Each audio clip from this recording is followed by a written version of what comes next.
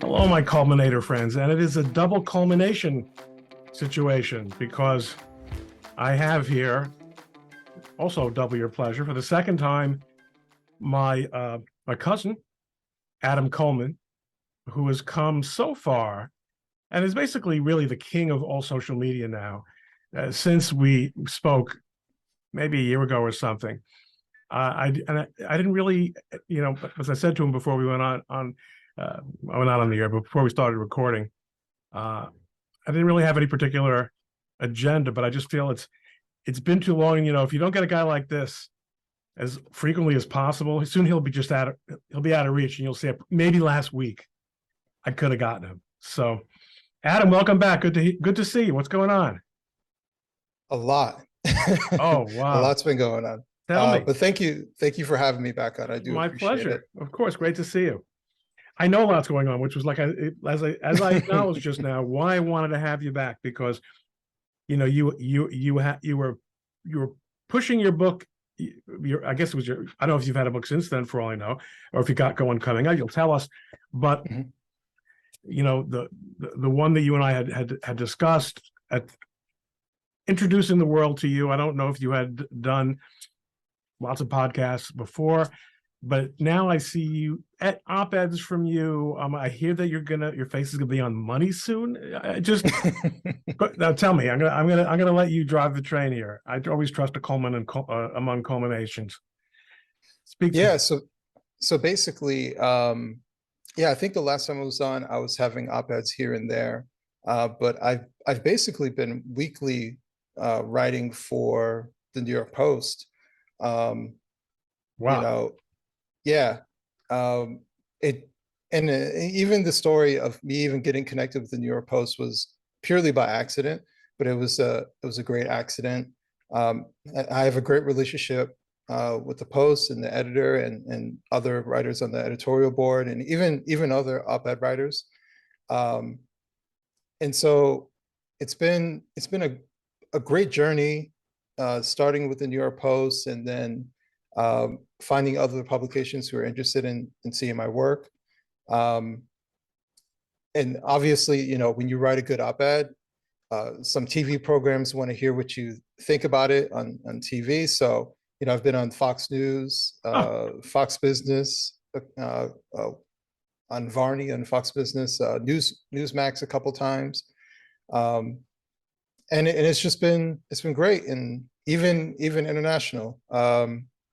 Was it Sky News Australia, and a couple of programs in the UK. now I'm So it's looking here. been I want to throw great. this up because I did such a homina job on remembering the name of your book. So there it is. That's still the book. That's the book that we discussed last time. But I imagine that join the club pop up. Let people go to the site themselves, and if they want to join the club. What is it about it? What is it that you think has been a secret to your to all these opportunities coming up for you? I think the secret has been being genuine. No, try again. No more genuine than me. No one more genuine than me. And I've never been on Varney. Nothing. You know what it is? I think it's because you're black. I mean, not gonna lie, I think depending on the topic I'm writing about, yeah.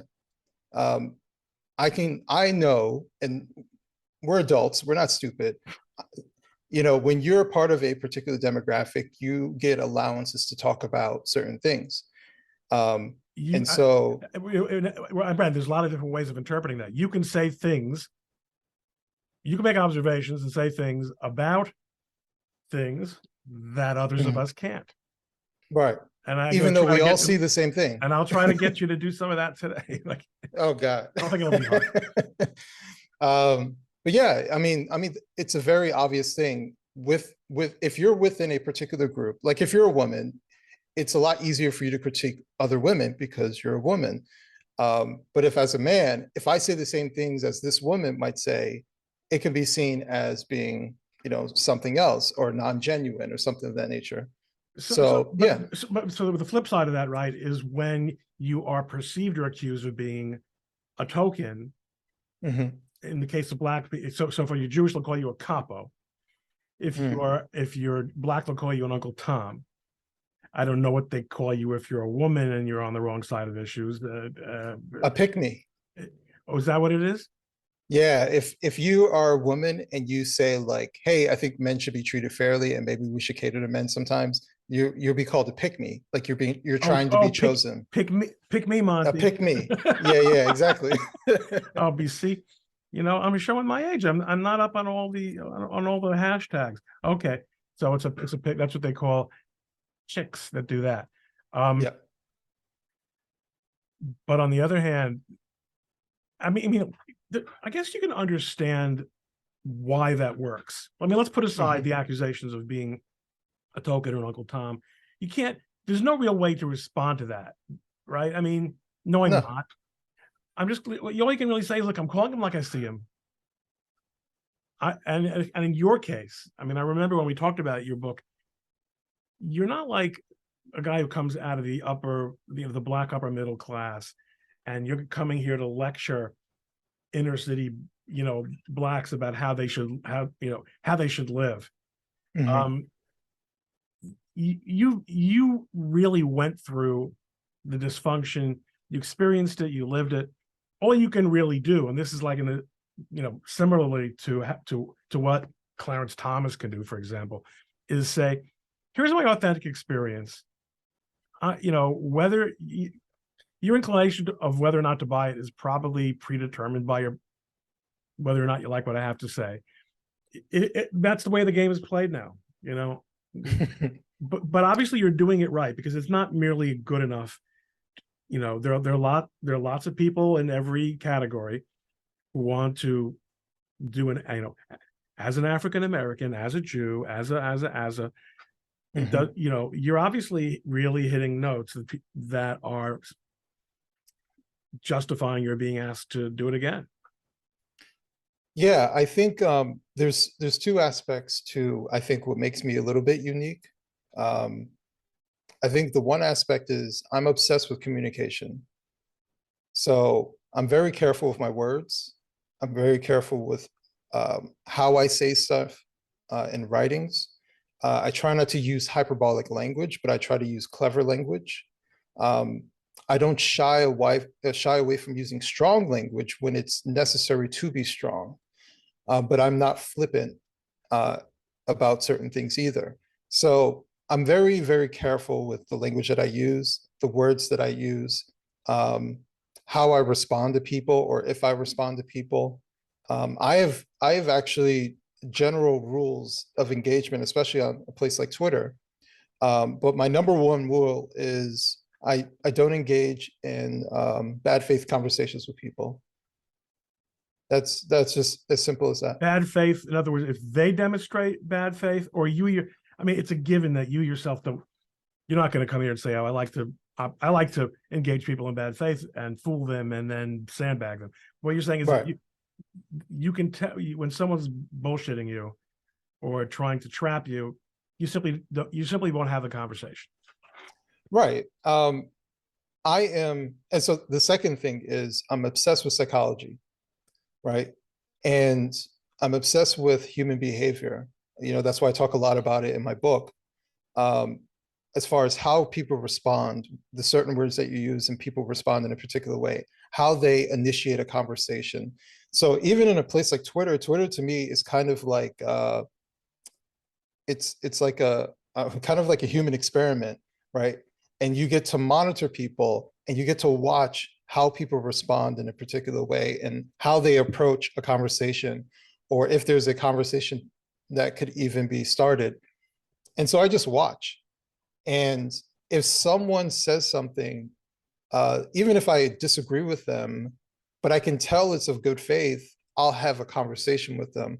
It's when it turns into them trying to move the goalpost or switch topics, or obviously use insults, call me stupid, stuff like that. then I literally tell them, this is a bad faith conversation. I'm done. And that's it. I just end it. I don't argue with blue checks. I don't argue with people who are obviously Blue I checks. don't like. You, Yeah. update your phraseology. That no longer means that. Oh yeah, that is. Or should I call them? I don't argue with legacy blue checks. Right, but in other words, you take a really straightforward approach, and this is anyone who's ever spoken to you Yeah. would not be surprised, because that's your, you're, like you said, someone who's a writer, someone who writes a lot.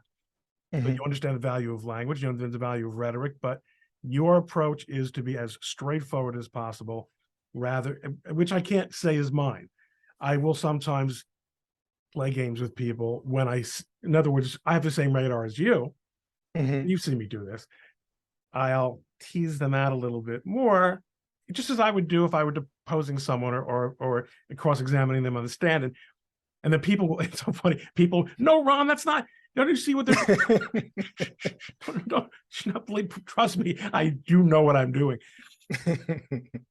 Okay, so that's why people like you. But that was easy. People always like you. But I'm really, I'm really pleased that that you have established this persona. And why am I pleased personally? Because I know you, and I don't necessarily know. I don't even know Ben Shapiro, and I work for him. I mean, he's a client. His company's a client firm, but there's definitely stuff going on that we could talk about that's relevant. But before we get to that, I guess the question is, I think you just said your op-eds are not all about as a black man, as a black man, as a black man. Far from it. You have well-developed opinions on things that are obviously original enough to be run by these legacy media companies. And I don't want in any way, this conversation to be limited to that. But have you found yourself in a position where you're, as you sort of get promoted to the rank of pundit, being challenged to write about topics that you haven't necessarily given a lot of thought to? How do you react to that? So the good thing is I have a well-rounded amount of knowledge about a bunch of different things. And also my good relationship with especially the editor of the New York Post, she knows where my strengths are and where they aren't. And we discuss things, and sometimes she pitches things to me and we discuss it, and I'm able to write something about it. I think the big key about writing op-eds has been, what's the angle? Because I don't want to say the same thing that everybody else says, and I do see things differently. So I'm not forcing something just to force it. But if everybody's talking about everything over here, and I'm like, but the obvious thing to me is everything on the other side, why aren't we talking about that? And I think that is the area where people are interested in, because for every 100 op-ed that's sent in saying the same thing, that one that's not sticks out to people. And so I think for me, I've been hitting the note on things that haven't been obvious to other people, but it's obvious to me. And that's making it unique. As far as topics go, especially when we talk about race, it's interesting. In the very beginning, when I started actually writing op-eds for other publications and race was the topic, I would do it because obviously I wrote a book, revolving around race. But to me, like, race is the least interesting thing to write about, because to me, race is so obvious. It's just kind of like, yeah, but people are people. Like, we might look a little different, but guess what? We still essentially want the same stuff. People are people. We're complicated. I mean, but that's actually a radical statement to make in 2022, not among normal people, Yeah. but among the people who dominate the cultural and political conversation. Right. And because it's almost as offensive as saying all lives matter. Could you imagine if all lives actually mattered? And it's amazing this is just a banal observation, but whoever thought we would be here. Mhm. All right, go, please, but you were not done with the arc of what you were explaining now. Yeah, I was in the very beginning, I was concerned about being kind of like typecasted. I think that's the best way of putting it, where I only give right-leaning commentary about race. And I didn't want to do that, And in fact, if because you did do that, then you would be guilty, even yeah, as heartfelt as it might be. You would be filling the role of a token for right-wing outfits. right, right, exactly. So I didn't want that to be it, but at the same time, I didn't shy away from it. And part of the reason, this might sound very kind of flippant, but part of the reason why I said, you know what, I'll do these articles is because I feel the way that most people talk about race, as simple as I see it, is in a dumb way. Like even people I agree with, they talk about race in such a way that they don't actually complete their argument about a variety of topics. It's so I want to hear what you mean by that, because I don't know. Maybe I see it every day, but I'm curious what you're talking yeah. about. So I'm trying to think of like a good example, like Black Lives Matter, right?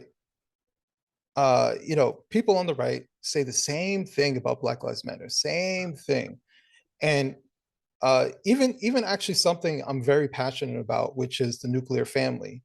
They say the same lines about the nuclear family, but they only give like the surface layer, right? And they repeat it over and over. And to me, it's dumb because you don't complete the sentence, like you don't complete the matter.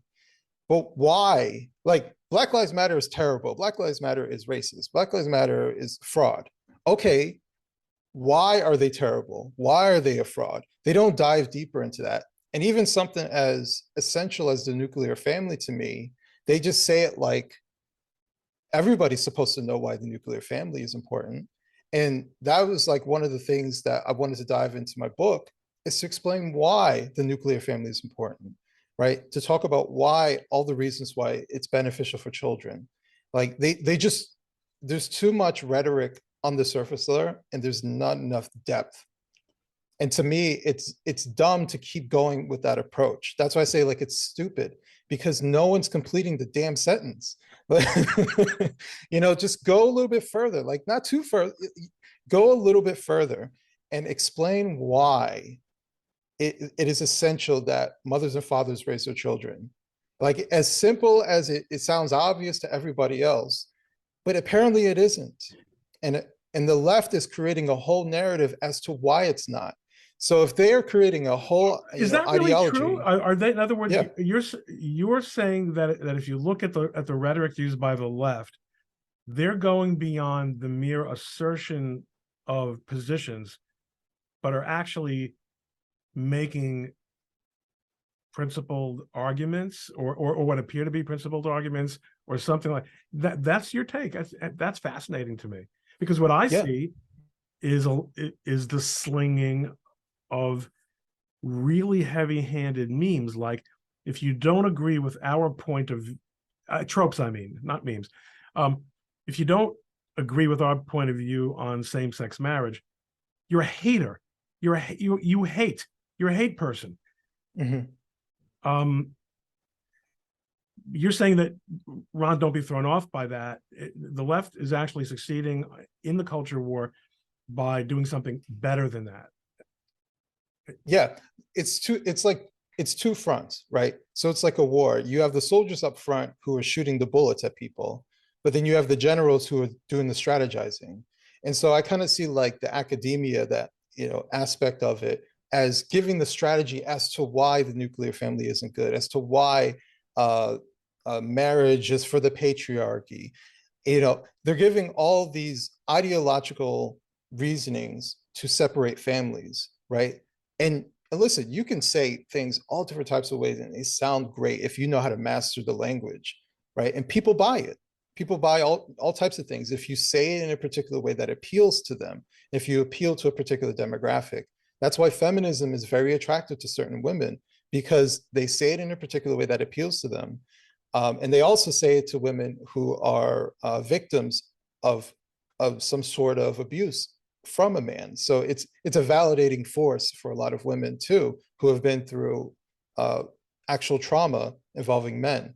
But overall, what I'm saying is they're creating an entire ideological framework surrounding women choosing to step away from marriage, and why it doesn't matter either way, whether the kid is in a marriage or outside of a marriage.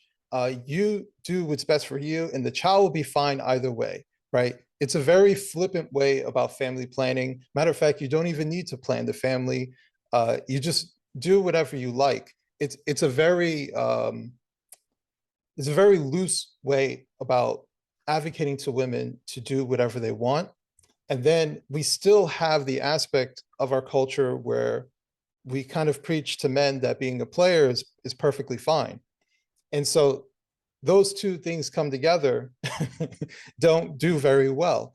But I think there's a whole ideological framework surrounding women doing everything that they want in spite of what it may actually or how it may actually impact their children.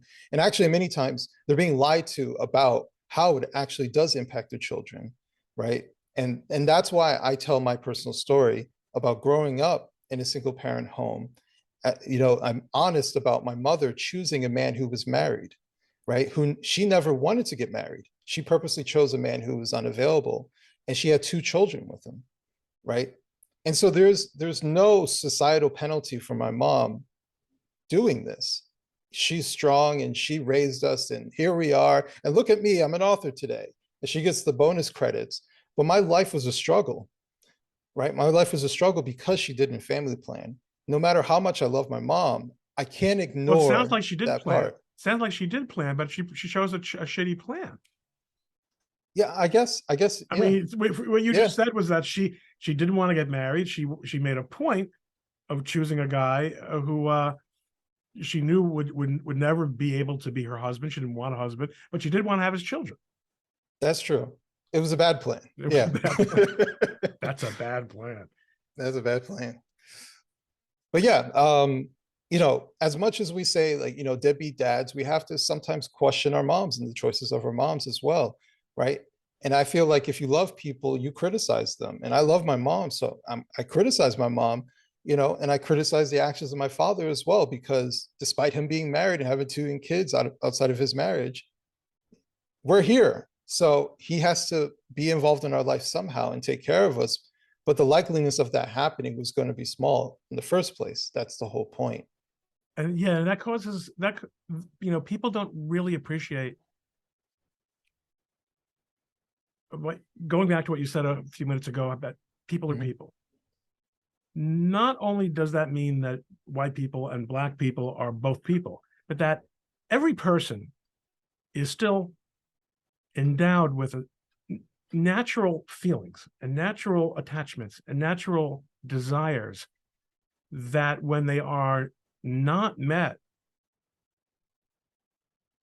are going to cause either trauma or pain or dysfunction, maybe eventually greatness, because they're overcome, but they're not.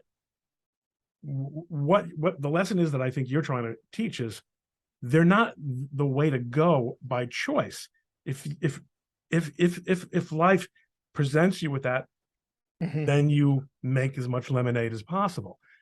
But to go into the lemonade business when you've bought a lemon grove, is probably, not the best idea. I mean, I know someone who, who grew up raised by his single mother, and I used to ask him, "Did you ever try to find your father?" And he said, "I really wasn't interested in finding my father because he knew that I existed, and he didn't look for me." Yeah. Yeah. That's gotta hurt. That's gotta Yeah, undermine your self-confidence in life. yeah. I used to ask the question, and I think I know the answer now, and I think most people agree with me, but I used to ask the question, what's worse? not knowing who your father is or knowing who your father is, but he still chose to neglect you. And the second, he Sure. knows who you are, but he chose to neglect you. And that's my life situation, because now you're faced with all different types of questions as to why did he choose not to be involved in your life. And You there's a know, fundamental, no matter how you rationalize it, no matter how many studies you have, if you don't think that a child, and we're all still children, mhm, feels that lack, you're kidding yourself. Then you've never met a human being in your life. right. That hole will never be healed. Everything around it can be healed. You can develop other strengths to make up for it, but that hole can never be healed. Yeah. I've said it as much as I have a chapter in my book where I'm very open and honest about how I feel about my father not being there. And my father passed away a number of years ago. But if my father was alive and he was to call me and say, "Hey, I'm sorry," and apologize and wants to move forward, I'd accept, right? And it's because it's complicated. It's a complicated matter. You want to be that child who can look up to his father. You want that in your life. You want your father to be proud of you. And my father is no longer here. Uh, you know, when he was alive, the last time I spoke with him, I was 21. I'm 38 today. And he just wasn't interested. I called him. And from that moment, I said, why am I trying? Because he doesn't seem very interested in talking to me. And of course, the complication and the universal aspect of the feeling is a two-way street. He, notwithstanding that he made choices that resulted in the existence of you, Mhm. he was obviously greatly conflicted about that, and probably, I would imagine, reluctant to open up a channel of emotion and connection to someone that he had already decided was not, he wasn't gonna, that wasn't going to be one of his channels of caring and of feeling. This is this is your overall theme, right? I mean, these are the complications that come from these non-standard. But so how do we address then this suggestion that you could, okay, so these are dysfunctional situations, but the reason that they're dysfunctional is precisely because we've set up the nuclear family as this arbitrary but normative model of how it should be. And the reason everyone's feeling so guilty, the reason everyone's feeling so conflicted, is because they've fallen out of that normative model. So let's pull Mhm. down the normative models, and people won't feel guilty, and the guy who's your dad won't feel bad because he didn't do anything wrong, and choices were made, and you're, what's the response to that? I mean, I don't know. Like the first thing that kind of comes to my head is like the entire conversation always appears to be about the adults, right? It always appears to be about, well, how I feel about this, and well, I chose this and I did this and I did that, but it never goes back to the kids. Like how I hear all these different discussions when we talk about families, the families to me sounds like about the adults, what the adults want, right? And whatever happens to the kids is what happens to the kids. Oh, okay. Another, okay, expand on that a little bit for me, because I'm not sure Yeah. I get it. Yeah. Like, You're asserting, are you just, is it you're asserting what you and I obviously both believe, I think, to be the truth, which is that the child, no matter who that child is, mhm, wants his mommy and wants his daddy. right. Right. Seems like a controversial thing to say, but it really shouldn't be. Right. It's as simple as that to me. Um, I just think the adults complicate the matter, right?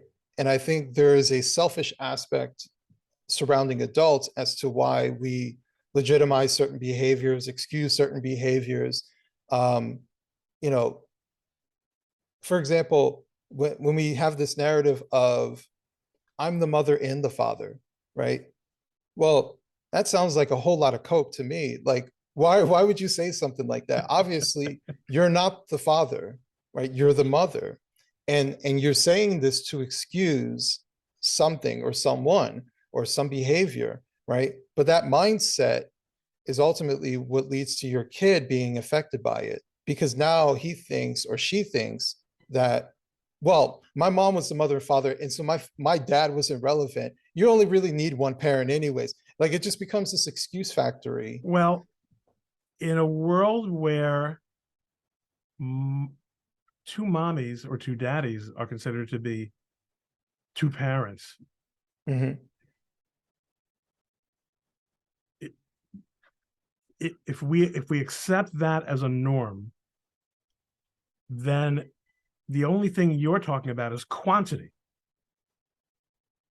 But if we say that the normal experience, and therefore the healthy experience for a child, is to have a mommy and a daddy,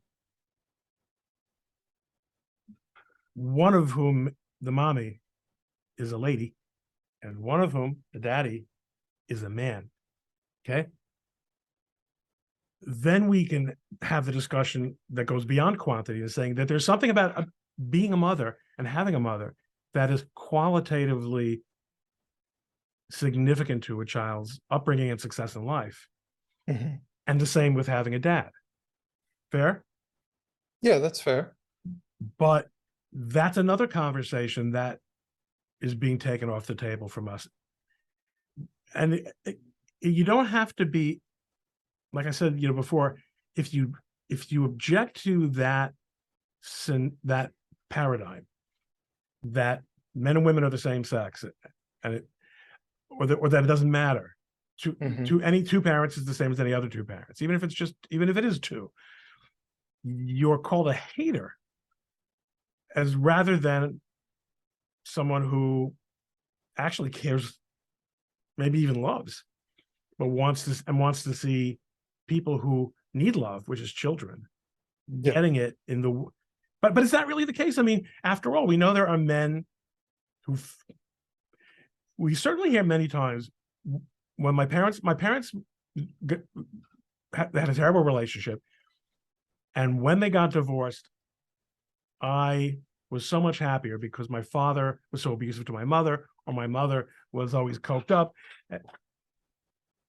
Is it, how do you, in the worldview that you sort of sketched out on this topic, which is really your core topic, I see, Mhm. how do you deal with that, with that dialogue? So when I talk about the importance of fathers and mothers, obviously I'm talking about the importance of a healthy family dynamic. But I think you touched on it before. There is something innate within us to understand where we come from. If you grow up with just your father and your mother's not around, you want to know where you came from. I've talked to people who are adopted. Most of them want to know where they came from, even if it's a tragic. You finally meet who your mother is, and she's a hot mess, but at least you know where you came from, right? So there is that aspect within us that we can't deny, and I think it does people a disservice to deny that it exists. Now the next question is, why does it exist? Because it's important. It's important. It's natural to understand this. It's natural to want to know where we come from, so we can figure out how it might apply to us in our life. What is our genetic history? What is our legacy? All of these different things that we start asking ourselves, and I think they're extremely important. Um, as far as two mommies, two daddies, the second part comes into love is extremely important. And so, see, where am I on this list? I'm waiting for your test results. Like I told you, but this goes back. But because it's funny because you said it exactly when I went for that screen, which is someone like me, right? Whose family was my ancestors 2 or 3 generations ago, on one side were the victims of mass murder. Mm. Although I'm here today because my ancestors left Poland, and and those they left behind. But the point is, there's so little there's so little left of the world that they left behind that we don't know really where we come from. And my father, that's my mother's side. On my mother's side, I mean, on my father's side, I've got a little bit. All his people came here before the war, so they didn't have the experience of being destroyed, but they came from these really backward parts of Europe where people just didn't keep the kind of record. And I don't have time now that way I used to, but I spent a lot of time trying to figure out, where do I come from? Who are these? Can I find my relatives? Can I find my great grandparents? Is there some connection? People really do want to connect Right. on a lot of different levels, which is why I said I'm going to send you a DNA kit when we get offline, and we're going to nail down this connection. Yeah, go on. Back to you. I did interrupt you. I'm sorry. No, it's okay. No, I was just going to say that, like, basically what we agree on, there is a level of importance to understand our legacy and where we come from. And actually, if you kind of think about it, it revolves around identity, right? So part of your identity is where you come from, your history, your family history. And I understand why there is an identity aspect that's very, very important for Black Americans, because a large amount of them came from slavery. And so there is that, where exactly did I come from? I know I'm an African American, but where from? Where is that line? And so that's why there's this kind of mysterious love affair with a whole continent, because in some ways we are told we don't know where we came from. There's no record. How do I tell? And so now recently we have DNA tests, and we can have like maybe a roundabout idea, or we have some historical context to where most of the slaves who ended up in America came from. But there's no direct lineage like a lot of different people have, right? We're a nation of immigrants, but we don't know where we exactly came from, where other people, Italians might know exactly where in Italy they came from and their great grandmother and all this other stuff. But for a lot of Black Americans, not all Black Americans, because that's the narrative, because we weren't all slaves, but for a lot of Black Americans, they've taken a hold of this identity of being the lost children, a race of lost children who don't know exactly where they came from. Some of it's right and some of it's wrong. And is it possible that this is actually more powerful precisely because we don't have the mom and dad structure as we might have once had? I mean, as we discussed in our first interview, American Blacks 50, 60 years ago, yes, there was dysfunction, but they were families. There were fathers. Routine out of wedlock births were not routine. And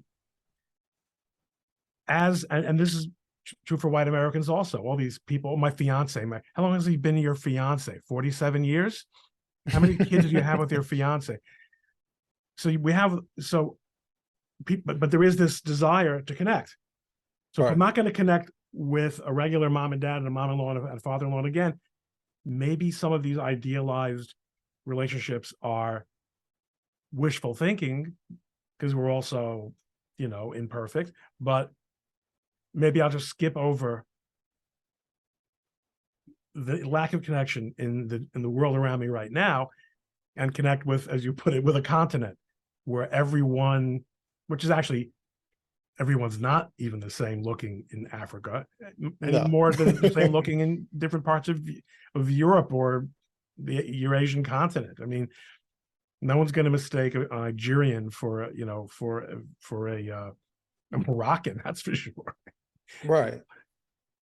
And I actually think that I think there's a crisis of identity that actually stems from two different places.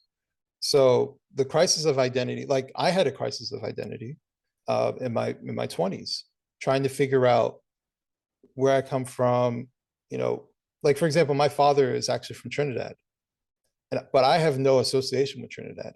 I wasn't part of that family. So my feeling of being Trinidadian is only by name, and I can claim it by DNA, but it's not in me.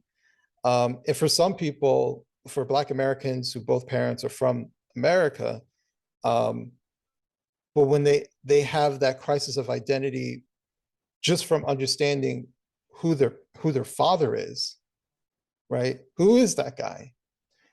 And then it leads them down this path of trying to figure out, well, who am I? What am I? What does it mean to be Black? You know, all of these different things. And I think sometimes that crisis of identity that's created from the absence of a father ends up turning into a crisis of identity as to being the children or the descendants of slaves, right? It keeps going farther and farther, and they take on this slavery victim, you know, lost children of slaves kind of vision. Africa is the motherland, this whole big thing. And it just, I just see a lot of Black Americans, not obviously not all or most or anything like that, but there are a number of Black Americans that I see where they're obsessed with identity. So let me actually, as we end, believe it or not, can't believe how much time has passed. Didn't get to any of the topics I wanted to discuss, but this was 10 times better. Mhm. But I am going to get a little topical because right now there's this pressure point out there between Jews or the Jews and Blacks, or well-known Blacks in entertainment, which is not Right. the same as the Blacks. And it just, while you were talking, it occurred to me, you know, notwithstanding what I talked about, you know, that gap of heredity, or that gap of connection, that even I, who thank God, who had both parents, and my mother's still alive, I still have her, and you know, I grew up in a survivor family, but a healthy nuclear survivor family, just as healthy as you can be as a survivor family. Right. But the Jews do have this connection. So what are we seeing happening right now? One is there's a generalized and anger towards Jews coming from many Blacks, which has existed for a very, very long time. Martin Luther King was aware of it. Malcolm X was aware of it, and was guilty of it. And you know, it's not a new story. But of course, there was also this: you're not the real Jews. We're the real Jews, which is a psychological sickness. Okay, but it makes me think that if you're casting about for a connection, and then you see the Jews who have so look, I'm representing a client who is a Jewish genealogist. This is his life's work. I mean, he actually is a retired surgeon, but this is the latest version. This is one volume, and he's connected like almost every Ashkenazi Jewish family back to, you know, thousands, hundreds, certainly hundreds of years. If you're going to just live in a fantasy world, and if you're going to be resentful, I wonder whether it's like, I'm going to resent the Jews because the Jews have this connection that we're lacking so much. It's portable. It doesn't depend, because obviously the Jews are always getting, you know, invitations to leave places for all kinds of reasons, or feel the need to. Could this be some of that kind of existential identity, you know, crisis that's being played out as well? What do you think? Absolutely. I think, and this is one of those vulnerabilities that I constantly bring up, because race is a vulnerability for Black Americans, right? There is an extra level of sensitivity towards it, and identity is wrapped up into race. So when you know that race is the trigger for them, you can manipulate them, right? When you know that these are people who are staunchly holding on to the race, and searching for identity and identity markers to link them together, then you can inject all different types of stuff. Like the Black Hebrew Israelite thing, to me, I heard it years ago, and I was like, what? Like, it just sounds so far-fetched. But listen, there's other stuff that exists within like a subset of Black culture, like the Hotep stuff. To me, it sounds so strange. And it's all, here's the thing. It sounds just like any other actual, I know we say conspiracy theories, but it sounds like any other actual conspiracy theories. Like, you say that everything you've ever learned was a lie. So that has to be the premise, Right. right? So once you accept that, then you can accept what they're telling you. And I think that this is a real problem. How big of a problem is it? Is a different story. And for I know. whom? And for whom? Yeah. Because I mean, one problem we do have, and I'm going to let you off the hook after we fade out here because it's going to be all night. But it turns out that so much of what we did think was true has been a lie. Mm-hmm. We have the surface has been peeled back from so much in our lives. So much of what we grew up thinking to be the case about how the political system works, how the media works, how law enforcement works, how the courts works, how the courts work, how the justice system work, have turned out to be lies. Right. But people are going from there to now let's make a complete leap into unreality and believe things that are absolutely lunacy. But you can no longer say, to me, to just say to someone that's a conspiracy theory that's meaningless, because the conspiracies have begun to kind of really play out into reality. And then there's Adam Coleman sitting there calmly, talking to people straightforwardly, not allowing himself to be manipulated. And I guess that's what you're bringing to the table, is that you have conversations like this calmly and thoughtfully and with an open mind. Is there another book in the works? Yes. Don't tell me you're just collecting your other stuff. That's okay if you can do that. A good writer sells everything as many times as possible. I'm not against that. No. Tell me what's going on. Yeah, I started writing it months ago. Then I just became too busy, and you have to be consistent with it. But I can just tell you this: it's going to be about saviorism. So one side is the victim, the side is the saviorism aspect. But it's going to tie into events that have happened. Only this political leader can save us. Only Donald Trump can save us. Only, I don't know. That's what I'm experiencing, in my world, is that people who I interact with and who I like and, respect, coming out with these positions about only Trump is the only way, it's a problem, right? Yeah, it's a problem when you put all of your faith into a politician, Especially a politician of all things. Right. Or Elon Musk is going to save us on Twitter. Right. I might be a little bit guilty of that myself, because it's been so exciting seeing someone come in and at least having relatively honest conversations about what he sees and what he wants to do and what what could be done with that environment. Yeah. And I think from a religious aspect, I'm seeing Christians treat Trump like he's God walking earth. Like he has to be the one to save our society.